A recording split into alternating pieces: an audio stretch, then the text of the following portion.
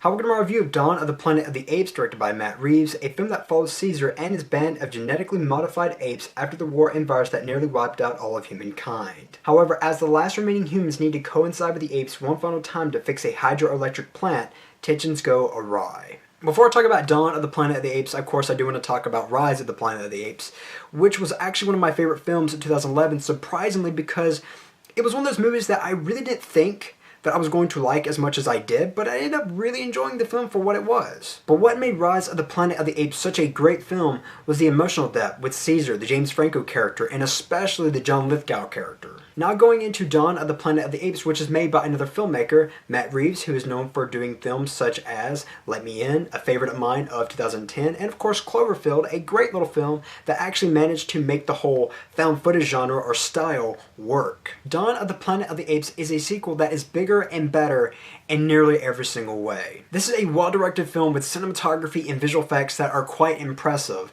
The sound design is pitch perfect, and there's even a nice little nod to Stanley Kubrick's 2001 A Space Odyssey with its score. But what makes this film stand out above the rest, again like its predecessor, is its emotional depth. The interactions between Caesar and Malcolm and among the many other characters really grabbed a hold of me in a way that I honestly did not expect. And not only that, but this film managed to make me do something that only The Last of Us and Batman managed to make me do, and that is actually shed a tear.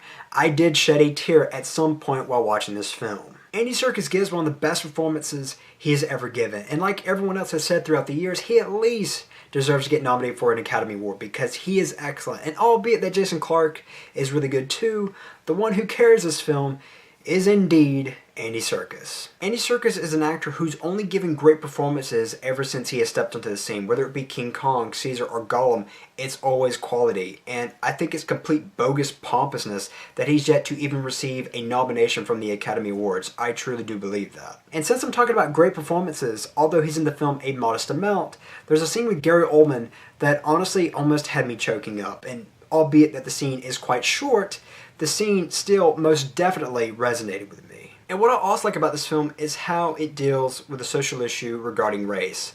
It essentially says, albeit that we might come from different places, we might look differently, we might talk differently, we might even act differently, when it comes down to it, when it comes down to the core, we are all essentially the same. So therefore, shedding blood is pointless. Why can't we just put aside our differences and make the world a better place? Moreover, one thing I really need to respect this film for is its direction for the first 15 minutes.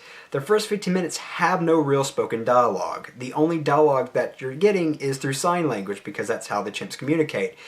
And I think for a summer blockbuster in today's age, that's pretty damn ballsy. Albeit that tension is present throughout the entire film, and it does indeed build, the first hour or so to this film is very, very quiet, which I very much appreciate. And it's really all this that really tells me that Matt Reeves, as a filmmaker, is somebody who actually cares about the mainstream audience. He cares about characters, he cares about story, he cares about tone.